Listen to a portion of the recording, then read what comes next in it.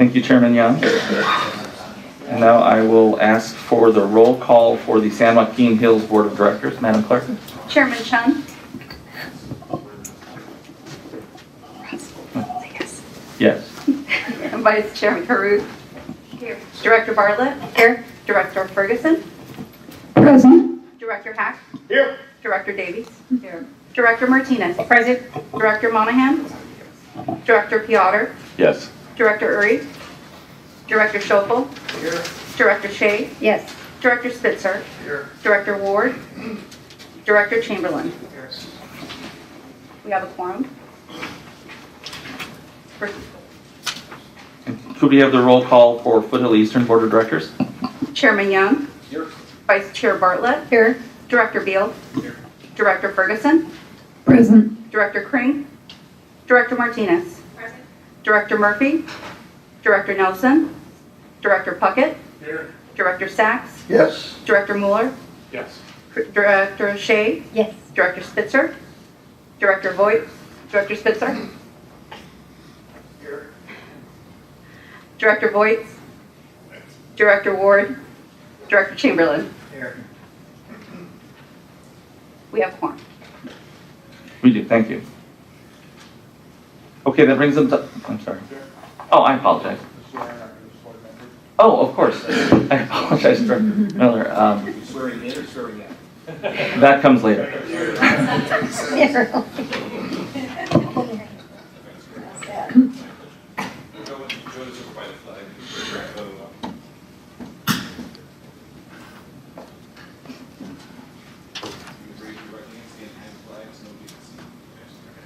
Wait, stop, wait.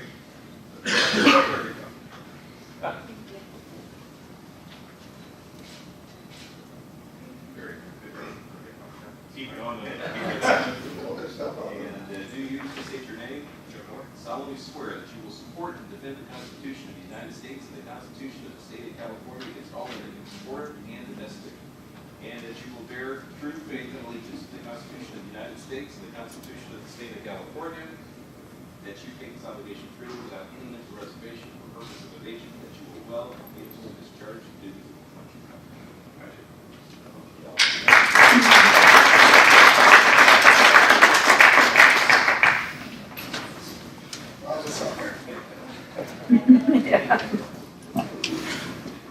Thank you, and well done. Okay, item 2, public comments. Do we have any members of the public who wish to speak? No, we don't. We do not. And item 3, we do not have any consent calendar items. Is that correct? Correct. Okay. That moves us to item 4, board business. And number 1, Mr. Johnson, do you have a report for us? Good morning, directors. During closed session at its January 14th meeting, the San Joaquin Board of Directors directed staff to agendize this item to consider rescinding the authorization for the contract award to the Oklahoma Correctional Industries for manual image review services. The San Joaquin Board is requested to discuss and consider rescinding that previous authorization. Okay, that's terrific. So, Director Hack? I move that. Second. That's perfect. So we have a motion by Director Hack and a second from Director Shea. Do we have any discussion on that? Terrific. All in favor? Aye. Aye. Any opposed? I'm sorry, Mr. 17. That's right. We are doing roll call vote. I forgot we were all mixed up here. Thank you. Chairman Chun. That's you. Yay. I'm sorry. There's 2 conversations going on. Vice Chair Caruth. Yes. Director Bartlett. Yes. Director Ferguson. Yes. Director Hack. Here. Yes. We know you're here. No. Director Davies. Director Martinez. Yes. Director Monahan, signed in. Director Piotr. Yes. Director Schopel. Yes. Director Shea. Yes. Director Spitzer. Yes. I don't have Director Ward here, and I don't have Director Worry. A motion So the passes. motion passes. Thank you very much. And I will hand this over to Director Young. Thank you, Chairman Chung. Hey, we are trying our very first combined meeting. I like this. This is a real test effort for us. Colleagues, we're a $300 million combined agency, and I love that our staff works diligently to find every efficiency possible. What we have in front of us is a case in point. This issue before us is now a $162,000 matter, which, get this, is not a 1%, is not a 0.1%, but is 1/2 of 0.1%, 1/2 of 0.1% of 1% of our entire budget. And so staff, thank you for continuing to find ways to make things more efficient for us. Some people have said that it is your job to row and our job to steer, and I love that you're rowing and, again, finding all those efficiencies. We have spent quite a bit of time on this matter, though, and in response of all of our questions, staff, through Rick, has prepared, let me underscore, an exhaustive report for us. We have a very large PowerPoint deck that we can go through if it is your choice to do so. However, we've discussed this issue at the public board meeting in the past. We've then discussed it in closed session. We've also discussed it at multiple committee meetings. And I know that while we have not been unanimous on this, in the spirit of all the vetting that we have done so far, I would like to see if we can save ourselves and staff the lengthy PowerPoint slide and test the waters first. So with that, Director Spitzer, you were the one who initially alerted us to this issue and raised it for our awareness. And I know that you have also spent time outside of the committee meetings, specifically with staff one-on-one. Are you actually prepared to make a motion to approve the staff recommendation? I am, as long as no director, everybody's comfortable with the approach you suggested. I don't want to step on any director's inquiries. Absolutely. No, we want to have a full vetting if needed, but I'd love to short circuit that if we don't have to spend that extra time. Director Piotr, I know you too had concerns that you went and circled back individually with staff members. Have you had your questions answered? Yes, I'd be glad to second the motion. You're glad to second. So with that, board, if I may, again, just to test the waters, let me see if we have a unanimous approval. If there's questions after that, we'll circle back. And I know we need to do a roll call, but if it's unanimous, we can just do the roll call backwards that way. So all in favor, say aye. Aye. Are there any opposed that we need to circle back on? Seeing no oppositions, we can actually record that as a complete unanimous approval. Directors, thank you for allowing us to be efficient and expedient in our process. There's one other thing that the staff has asked us to do, and that's to give them direction on the ongoing oversight. They have outlined 3 potential alternatives for us. Number 1 would be spending thousands of dollars per year to reinvent a wheel that I don't know that we need to do. The second is to, instead of doing that, to have a group of select directors and staff members be treated to a boondoggle, to go to the Philippines and vet individually and every year whether or not we are doing things appropriately. No, I'll say no. You'll second that motion? Yeah. The third, we haven't made a motion yet, and the third is what I would actually like to make a motion on, if you'll allow me, Director Shea, and that's to have staff continue to collaborate with and leverage other stakeholders such as the Giglio Corporation. You have a letter on the dais to get annual reports regarding their findings and site visits. And I was going to add an element, and Director Spitzer wants to make a comment as well that will open up to the rest of the board. I wanted to add that trusting that if staff sees anything that raises an eyebrow, that will immediately bring back the issues to this board. Director Spitzer, would you start us off with a comment of how you'd like to see that crafted? This is specifically on the ongoing oversight. Thank you very much, Mr. Chairman. First of all, if you don't know and haven't had an opportunity to say hello and good morning to Martin Tyson. Mr. Tyson, do you mind standing? That'd be great.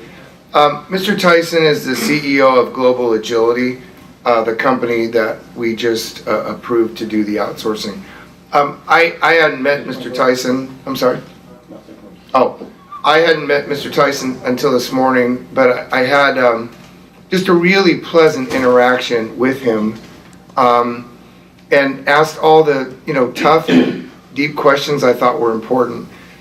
Some of you know I co-chair the county's human trafficking task force through the healthcare agency, and we've taken all the grant money and we partner with a lot of other agencies on human trafficking.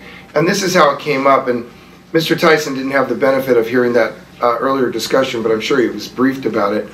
But he and his wife are actually personally very involved in Austin and their communities in fighting and dealing with human trafficking, his wife specifically, the exploitation of those who are human trafficked for sexual exploitation. I had no knowledge of that, obviously. He was really understanding of why we would be concerned. And I think he understands as elected officials that anytime you're going to do work overseas, we have extra issues we would want to know about because we're not necessarily familiar with the government agencies in those foreign countries and how they do enforcement and whether or not they're on the up and up when they do enforcement. I mean, right? So after I this morning spent time with him, I asked him if he'd be willing to add a provision to the contract, and Mr. Johnson was with me, and I briefed Mr. Joseph, a provision in the contract that I think really would help advance this caution that we're trying to exercise. And that is that in the event any one of the employees working in, and I hope I say it, Baguio, thank you, or a government agency or a third party were to allege any violation of law or workplace condition issues, that he or his designee would notify the TCA within 10 business days. So that in the event there was some allegation, at least we would know what the allegation is and we would get some information and and that way we're at least aware if there were at least an allegation. So we're working in more of a partnership, even though they might be, I don't know, what is the Philippines, 20,000 miles away, I don't know what it is, it's far. So he was very amenable to that. I would just ask that we ask Mr. Joseph to work with Mr. Tyson and his staff to add that to the contract. And I would just feel a lot more comfortable. The other thing I would add, so that's closure on that issue. The other thing I would add is the following. I'm not asking the agency to pay anybody's trips. But I think at some point it would be very helpful after we're doing business for a period of time to encourage somebody to make a site visit. In fact, I learned this morning that the other companies that do business either with Global Agility directly or as a third-party contractor, they have mandatory site visits before they'll do business with them. And Mr. Tyson indicated he had just been in the Philippines several weeks ago on one of those mandatory site visits. So, I would pay my own way if I went, so I don't have a problem. I wouldn't ask the agency to pay it. I'd pay my own way. But my point is, whether we have staff go in a year or whatever, I think we should be at least open to the idea that if we're going to do business, that if there was some other, like in Manila, if there was some kind of international transportation, we might authorize one of our employees to take that excursion if they were already going anyway. We could talk about that another time, but I was very, very comfortable after talking to Mr. Tyson. Very good. Thank you, Director Spitzer. So let me try to summarize that as a friendly amendment. My motion was that staff would continue to collaborate with other stakeholders such as Gilead. I specifically wanted to, we'll start with Director Spitzer's friendly amendment. His friendly amendment says that the entity, Global Agility, will notify TCA within 10 days of any workplace allegation that has been made. And then my motion continues that the staff will bring back through committee as soon as practical notice of that information. So that'll be the motion. Director Shea, you tried to weigh in earlier and I cut you. No, I just wanted to ask, people make allegations constantly about probably all of us and others. What level of allegation are we talking about? I'm not in opposition to it, but I would assume that, people in a workplace have, some small, what is the level of the allegation you're suggesting? Because I think we just don't want to be getting our staff caught up in reviewing this little thing or that thing, or, that's kind of troubling to me. No, that's very well said. If I may, the intent behind the motion, because it is a sensitive area for the board, is that the company will alert TCA of any allegation. The staff will then take it to committee, and we'll just begin to work on this throughout the course of the next year or two or three. If it becomes burdensome, then the committee gets to say, all right, let's draw it back a little bit. If we don't see any allegations over the next year, then we don't even have to worry about it. But we'll leave it at the discretion of the staff to bring it back. That would be the intent of the motion. Yeah, can I clarify something? Please, and then Director Hack. I would actually think it shouldn't even need to come to a committee because we do our business in public. unless it rises to a level of an allegation consistent with the concerns we had, which was about exploitation of labor, things like that. But if, for example, there's an allegation of retaliation in the workplace, or you didn't promote me, so there. That's what I'm talking about. I have no interest in getting involved in those issues. So that's why I said if they just notify, hey, we got a little minor issue, Mr. Johnson, his unit, whatever, said, oh, okay, no big, they note it. It's noted, at least it's documented. Because if there's a pattern or practice, then it might rise to something we need to know about. But if it were to be an allegation consistent with the concerns we have expressed with respect to workplace conditions, exploitation of labor, wage issues because of exploitation, child labor as opposed to underage labor, that kind of allegation. That's why I didn't say just employee, I said government agency. That would be more of an investigatory thing. Then I have no problem with the discretion of staff saying, okay, that's an issue we should bring to committee. The only caveat I would add, and then Director Hack, is actually our committees are public now, with the exception of the couple ad hocs that we have. So I would assume that it would come back to the appropriate publicly scrutinized, which one, the toll ops, which is a publicly sanctioned committee. So Director Hack, you had a question. Yeah, as a kind of a local bleeding heart, I get excited about these things, and all my life I've been variously concerned about it. I find this to be really an unnecessary act. I mean, here we are, a toll road, asking somebody to actually look at pictures. The level of hostility that could be brought, the child labor act forms that we could force these kids to look at pictures all day is an obviously terrible thing. I mean, if a kid is actually selected to do this, he probably will rise to the head of his family to support the entire family with this. And he will be looked at with great respect. I mean, if you're telling me things like we're sending little kids to go mining underground because they can get in better than adults and things like that, where there is reality to this, I'm all in favor of it.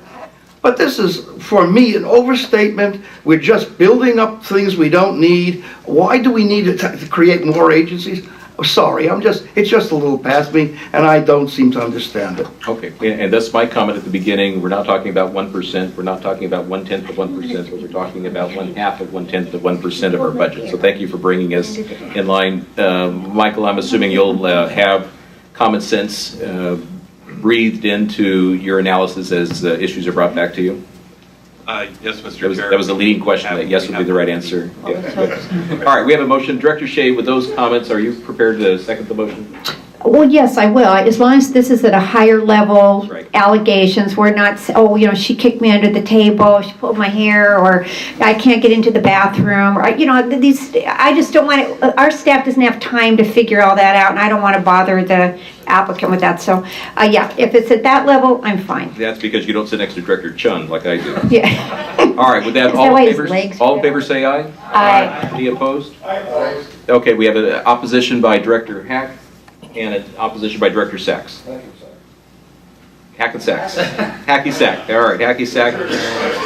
They would prefer to be kicked under the table, apparently. All right, with that, we're moving on to item number 3. Mr. Lowe, you have a presentation for us on, what are they calling it, Chronogeddon? No.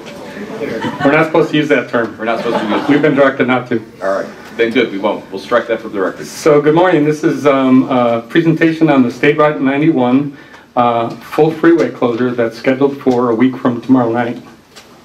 Next slide, please. The closure is scheduled for both directions on the 91 from the State Route 71 to Interstate 15, as you can see on the map. And it begins on Friday, February 19th at 9 p.m. and will be closed until Monday morning at 4 a.m. And in the event of rain, the closure would be postponed to the next weekend. So what's going to be done during this closure? They're doing a number of things. They've actually taken a 55-hour closure in trade for many, like over 20 nighttime closures. So they're actually cutting the closure time and the delays in half for the impacts to traffic. So that's the reason they went with the 55-hour closure. So they're going to be demolishing the bridge on Maple Street Bridge that goes over the 91. We're also installing false work for a new westbound flyover ramp. And then they'll be doing some paving on the eastbound 91, and they'll be getting all of this done with different crews. So a lot of work to be done, but they think they can do it in that 55-hour period. Next slide. So this is the map, and you can see the closed section from the 71 to the 15. So traffic on the eastbound 91 will be pushed onto the 71 northbound. That's a one-lane ramp. So it's going to be quite a bit of backup, and we're working with RCTC right now to determine what we should do to our facility in order to accommodate this. So next slide. Right now, Caltrans and CHP may close our connector that goes to the eastbound 91 direction, forcing the northbound 241 traffic onto the westbound 91 to take other detours such as the 57 to the 60 or the 10. Now we've looked at our past traffic, and there's about 30,000 customers that normally use that route during a 55-hour weekend period, and about 80 to 90% of those go to Maple Street or east. So we think there's going to be quite a issue with some of our customers. We're talking to RCTC right now about perhaps doing a fixed time for our closure of our connector. So we're looking at traffic numbers and talking to them about that right now. We are doing a number of public outreach activities. I'm going to have Lisa Tejas come up and describe those. Question? Question, please. Yeah. Director Bree. Oh, thank you. There's never a good time to do this. However, this is a popular route for those families during ski week. Aren't we catching half of ski week with this group? Skiing season is a problem. There's other activities that are happening in Palm Springs area that people from Orange County go out to quite a bit too. So yeah. So, but that's going to, in the terms of public outreach and notification, are they kind of trying to target? Yeah, they've targeted a number of different school districts. Yeah, okay. School districts and everything, and Lisa can go through all the different outreach they've done. I don't know if you knew, it was 59 degrees in Big Bear yesterday. Ski week is probably going to be mush week. Yeah, I'm not sure how long the snow's going to last. So we decided yesterday at OCTA to close the express lanes. CHP asked us to close the express lanes now, and the reason is because of the feed of the 71. They don't want to move all that traffic, right, that are in the general purpose, right, all the way over to the right to take that ridiculously inadequate cloverleaf there right before you get to Corona. So add that to your analysis, because you may not have known that. It just happened yesterday. But they don't want us moving our express lane traffic all the way across to the 71. They just think that's going to complicate it. So we're closing 91 eastbound. Right. CHP and Caltrans haven't asked us to do that. They're strongly recommending that we close our connector. So we're taking that into account when we respond back to them.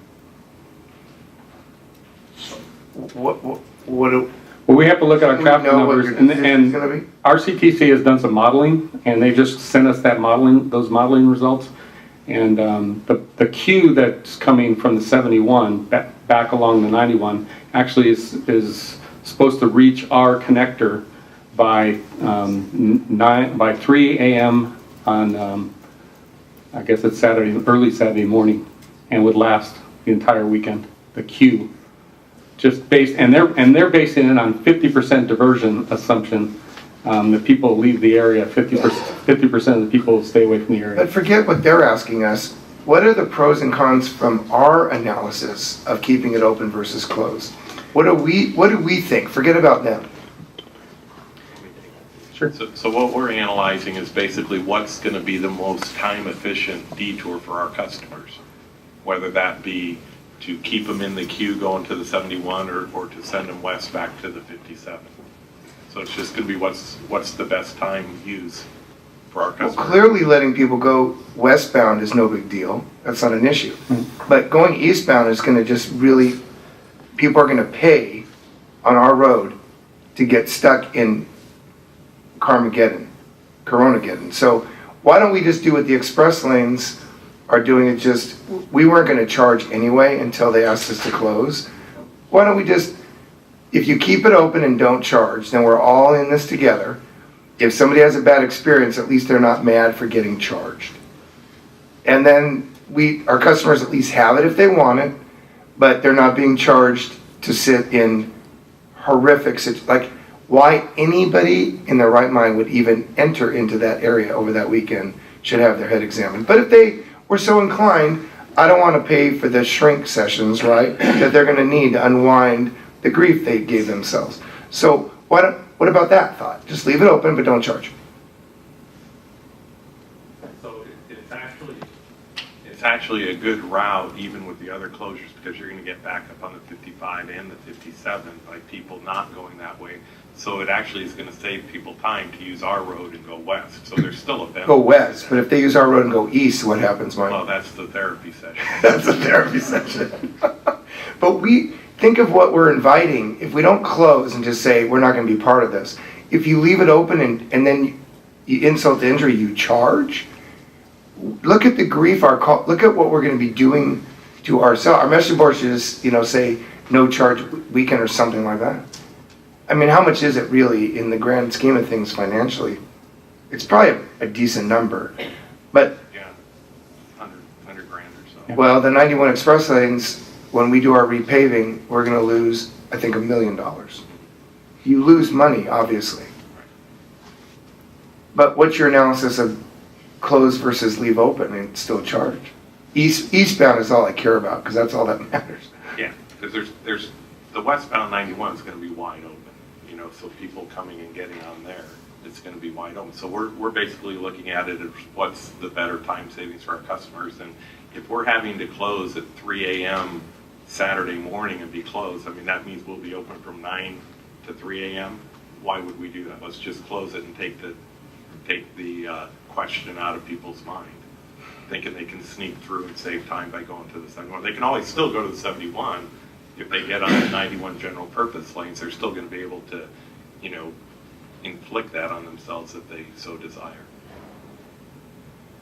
Mr. Lowe, I'm trying to remember where we were charged. Is there a... Well, the only toll point on our facility is at Windy Ridge toll So plaza. it's not going to distinguish if you're going eastbound or westbound at the toll booth. And so we can't really shut down just those traveling east because we won't know at Windy Ridge. Oh, no, you could. You could actually just say this is for westbound trips only, and you could barricade eastbound. And Okay. you could. Break till after that. Well, whatever. Look, if you keep it open and you charge, you're inviting a nightmare for this agency, I think. So your suggestion is it's better to advise our customers that 91 eastbound will be closed. That way, if they choose to come up and go westbound, they are getting charged the toll for what they had been informed about. Yeah, we don't have the grief of putting all that extra traffic into the eastbound lanes and getting blamed for it. That makes sense. Why don't we hear from from Lisa Tejas, who's going to tell us what she has been marketing so far. And Lisa, if you would, be mindful of the fact that we start our Foothill Eastern meeting at 10:30, 1 minute ago. So give us a good update, but a quick update. Well, at this point, we have not sent anything to our customers yet. We are going to be waiting until the 17th, right prior, to send information to our customers. So knowing that things are still evolving, we can communicate whatever is going to happen directly to them. And then we have planned to communicate quickly. We have 300,000 plus account holders who've opted in to receive marketing type materials from us. With those groups, we can send out emails very fast. And over the weekend, we can do update to them. The rest of the account holders who haven't signed up, we can send informational email with links to where they can get more information, but we can't include graphics. So our plan is to do that actually starting next week. Okay. Director Sachs. Thank you, Mr. Chair. As I look at this and try to understand Director Spitzer's concerns, why don't we just close that ramp off and not allow people to even get into that mess and just filter everybody to the west and around and tell them exactly how to do it and that sort of thing, promote it well ahead of time.